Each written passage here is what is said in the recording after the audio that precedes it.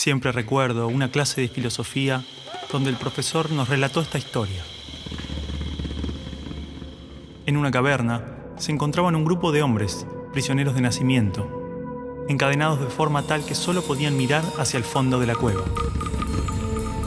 Una hoguera y figuras manipuladas por otros hombres proyectaban en esa pared todo tipo de sombras. Para los prisioneros, las sombras eran la única referencia del mundo exterior. Esas sombras eran su mundo, su realidad. Uno de los prisioneros era liberado y se le permitía ver la realidad entera fuera de la caverna. ¿Qué tanto tiempo le tomaría acostumbrarse al exterior después de toda una vida de encierro? Posiblemente su reacción sería un profundo temor a la realidad. Podría entender lo que era un árbol, el mar, el sol. Asumamos que este hombre puede ver la realidad tal cual es y entender el gran engaño que era la caverna. El profesor nos explicó brevemente las interpretaciones del mito en relación al conocimiento, la ilusión, la realidad, y cómo posiblemente estemos dentro de una gran caverna que a su vez está dentro de otra. Pero no cabe duda de la necesidad de ese hombre libre de regresar y compartirle al mundo lo que había visto.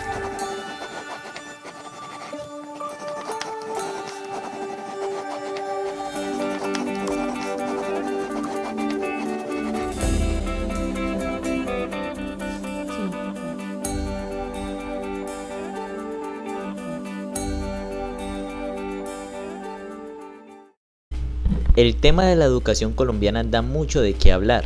Entonces comencemos por saber que la educación tiene como misión transmitir valores, cultura y conocimientos que formen un modelo de hombre y sostengan un sistema social.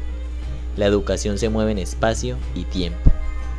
La escuela entra a ser la intermediaria entre la vida pública y la familia de un estudiante.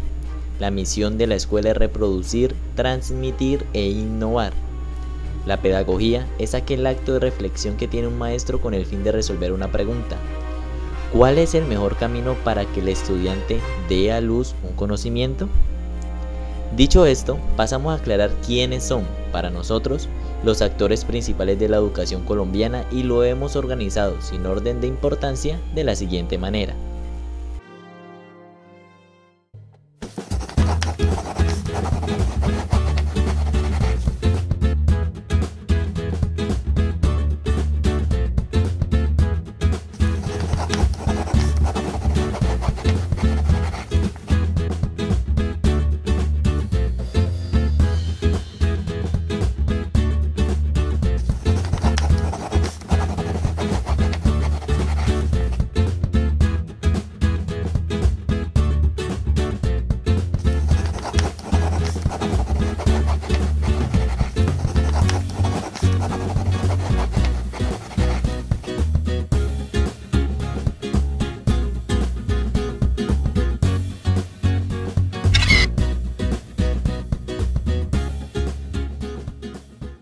Sociedad, familia, Estado, maestros y estudiantes.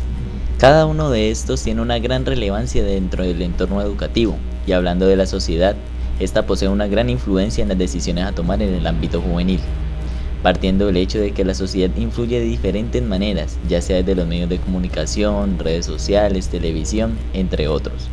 Por ejemplo, la pregunta que le generan normalmente a un joven recién graduado es ¿qué profesión vas a estudiar en la universidad? En caso tal de que este joven no responda con seguridad que él quiere estudiar una ingeniería o una medicina, entre otras carreras que generen dinero, la sociedad entra a juzgarlo y a proclamar que no va a ser alguien en la vida. Pero, ¿qué es ser alguien en la vida? Es decir, cuando un ser humano nace, su biología no lo obliga a ser humano. Necesita nacer en un entorno humano. Todo lo que nos rodea influye tremendamente en nuestro aprendizaje. Los espacios, los tiempos, las actitudes de nuestra familia, las emociones, los gustos, las creencias. Todo es parte de ese ambiente con el que nos construimos a nosotros mismos. La pregunta es entonces, ¿qué ambiente estamos ofreciendo a los niños para que los adultos se desarrollen de esta manera? Sí.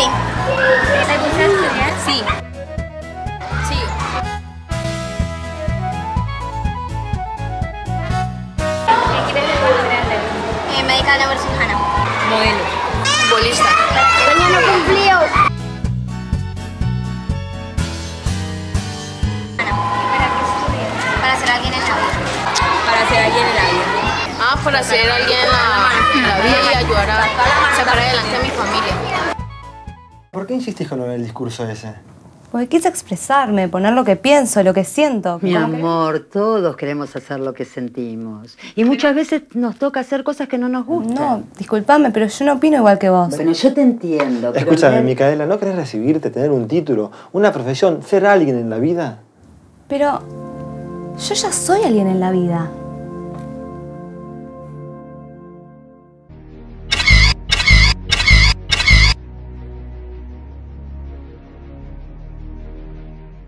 En su momento Rousseau dijo: el hombre nace bueno, la sociedad lo corrompe. Entremos a cuestionar un poco y preguntémonos qué tan bueno llega el hombre a enfrentar a la sociedad cuando en su familia no ha tenido una buena crianza. Interesante, ¿no? Es en ese momento donde entra el campo de juego la familia. Partamos del simple hecho de que es de las cosas que nunca nadie podrá elegir. Por ende, cada persona nace en un entorno diferente donde ese puede estar lleno de comodidades o de problemas. Muchos padres piensan que la felicidad de sus hijos se basa en la cantidad y la calidad de cosas materiales que se les da, y reemplazan esas charlas de consejo y de instrucción por aparatos tecnológicos que los llevan al mundo del internet. Lo correcto es que los padres den tal instrucción a sus hijos que ellos alcancen un nivel de madurez suficiente para desarrollar una buena educación individual. Cabe recalcar unas palabras de Alexis Carrel: es imposible educar niños al por mayor. La escuela no puede ser el sustituto de la educación individual. Había un jardinero que tenía tanto amor a las plantas y entonces las cuidaba tanto que iba allí y en cuanto empezaban a brotar iba estirando del tallo. ¿Qué sucedió? Todas o se deformaron o murieron. O sea, el crecer es innato. No tienes que estirar a nadie, no tienes que hacer que saque nada. Solo tienes que procurar que le llegue lo necesario. Los padres han llegado al punto de pensar que la educación solo es trabajo que se realiza en las escuelas. Sin embargo, le dan poca importancia a lo que los niños y jóvenes aprenden dentro de las aulas de clase. Muchos tocan el borde más alto de lo descarado y tienen las escuelas como un lugar donde pueden descansar de sus hijos 5, 6 o 7 horas. Varios familiares piensan que la solución más clara a esta situación es volver a aquella educación que se basaba en esa frase que dice: la letra con sangre entra. ¿Qué tanta importancia le darán estas familias a la preparación que tienen sus hijos para enfrentar la realidad? No en balde, el Estado dibuja un lindo panorama de lo que debe ser nuestra educación, y lo hace a través de la Ley 115 de 1994. En esta se encuentran los fines de la educación colombiana. Cabe preguntar, ¿de verdad el Estado pone todo de su parte para que todos esos fines se vean reflejados en nuestras escuelas?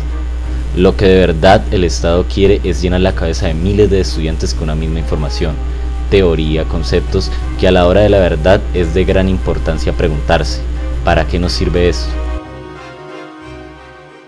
El primer problema grave es que lo que nos enseñan a los colombianos no tiene que ver nada con las necesidades que tenemos los colombianos. ¿De qué le sirve a uno saber que sustantivo es la palabra que como el Congreso agrupa personas, animales y cosas? ¿En qué sirve eso? ¿De qué sirve saber que A debajo cabe con contra de hace hasta para por según sin sobre y tras sobre condiciones separadas? Entonces, ¿de qué sirve? ¿De qué sirve eso a la convivencia ciudadana? A mí me parece que el primer problema es que uno llega al colegio y la profesora, silencio, sentarse, pararse, 1, 2, 3, 4, 5, 6, 7, 8, 9, 10, arriba, media vuelta, alinear. ¿De qué le sirve a uno saber que hidrógeno, helio, litio, berilio, boro, carbono, nitrógeno, oxígeno, flúor, neón, sodio, aluminio, hierro, cobalto, cobre, zinc, estaño, vanadio, plomo, manganeso? ¿Eso de qué le sirve a uno? Que hay 105 elementos químicos, ¿de qué sirve? ¿De qué le sirve a uno saber que Laurencio descubrió el Laurencio? Que 8 es el número atómico del oxígeno. ¿De qué le sirve a uno saber que hay gases nobles y hay gases inflamables? Nosotros no sabemos si somos mestizos, si somos españoles, si somos... Y sin embargo seguimos rindiendo un tributo y un respeto a esa clase alta dueña del poder. Fíjense cómo estamos de extraviados en la realidad, cómo es de absurda nuestra lógica en la realidad, que cuando un hombre tiene 3 novias es el putas, y si la niña tiene 3 novios es una puta. Sí, hay una antilógica al orden. Y es que miremos bien las cosas, es el mismo Estado el que dicta qué materias dar y cuántas horas impartir de estas materias. No podemos pretender que un joven pueda tomar decisiones conscientes sobre su vida, su entorno o su país si siempre decidimos por él cómo debe ir vestido a la escuela, qué debe aprender o qué hacer en su vida. Estos jóvenes tendrán que tomar decisiones en una sociedad donde las reglas van transformándose según las nuevas necesidades, opiniones y formas de entender la realidad. De la misma forma, podría suceder en la escuela, donde las reglas serían funcionales al aprendizaje, necesidades y opiniones de los niños. Para lograr esto, es clave replantearnos las estructuras de poder en la escuela. Información, teorías y conceptos no es igual a educación. Educación es todo aquello que queda en el estudiante cuando sale de la escuela, y esto que le queda en su ser le sirve para enfrentar, cuestionar y hasta para cambiar la realidad que nos rodea. O como dijo Immanuel Kant, tan solo por la educación puede el hombre llegar a ser hombre. El hombre no es más que lo que la educación hace de él. Según el mismo Estado, la evaluación de un estudiante debe ser integral y cualitativa. Sin embargo, también se utiliza la calificación cuantitativa, donde el rango es de 1 a 5, y se da el descaro de señalar a un estudiante como bueno o malo, sin darle importancia a la sociedad que rodea a este niño o joven, y a la familia que lo ha criado.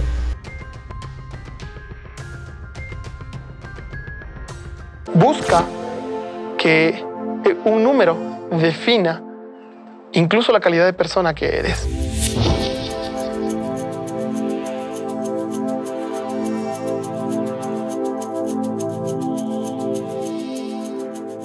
Entonces, por ejemplo, creo conflictos a nivel cognitivo. A ver quién es el primero que realiza, con lo cual unos son ganadores, los otros son perdedores. Cada vez que hay perdedores hay alguien que se siente feo. Era obvio. Se estimula mucho a los chicos a competir entre ellos. Los mejores alumnos tienen reconocimientos, tienen premios. Aquellos niños que no les van bien en los exámenes, se les llama la atención. En muchos casos ni siquiera son tenidos en cuenta. Todo el mundo habla de paz, pero nadie educa para la paz.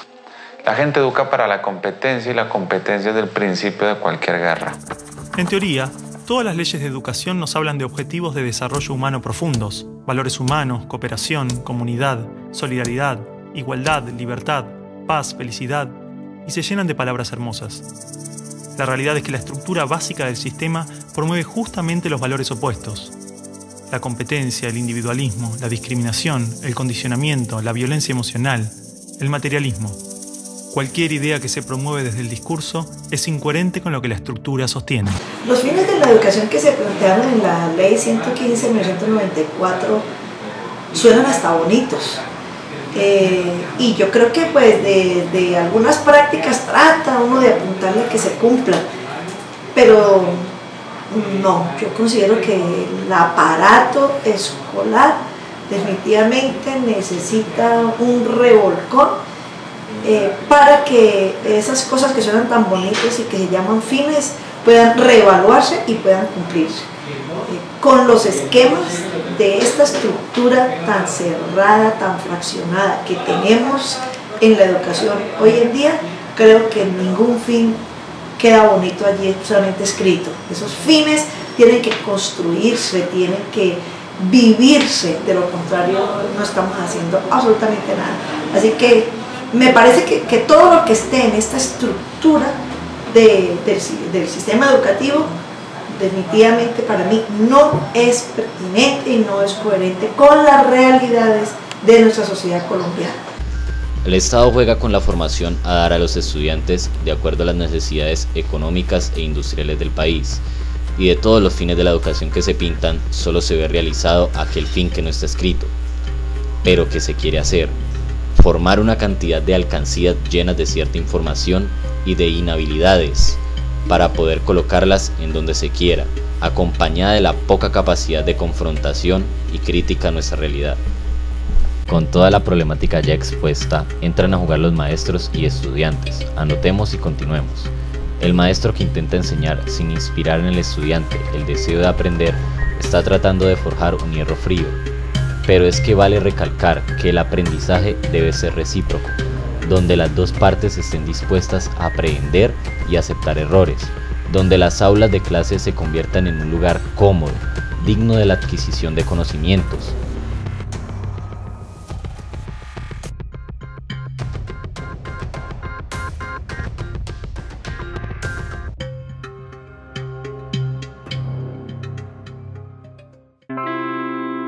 Lo que pasa es que disciplina las escuelas lo han tomado como comportarse como yo quiero que se comporte. En realidad la disciplina es el aprendizaje de la conducta. Quiere decir que una persona disciplinada es una persona que aprende, que aprendió a manejar su conducta. Pero no externamente, sino que uno aprende a manejar su conducta. Podemos distinguir tres tipos de disciplina. Una disciplina autoritaria, normalmente con reglas establecidas por una autoridad que controla.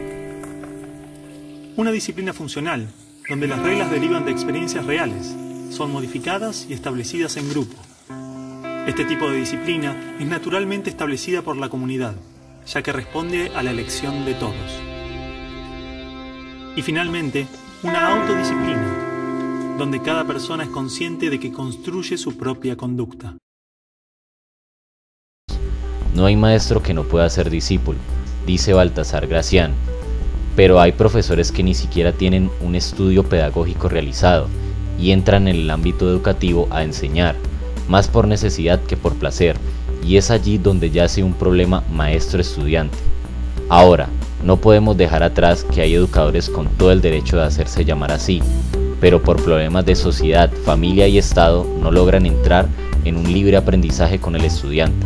A pesar de todos los problemas, los estudiantes deben ser autónomos con la capacidad de construir sus propios conocimientos, potenciar el espíritu innovador, creativo, de investigación, donde los educadores sean guías de este proceso, y algo muy importante es que sientan amor por estudiar y que se motiven ellos mismos.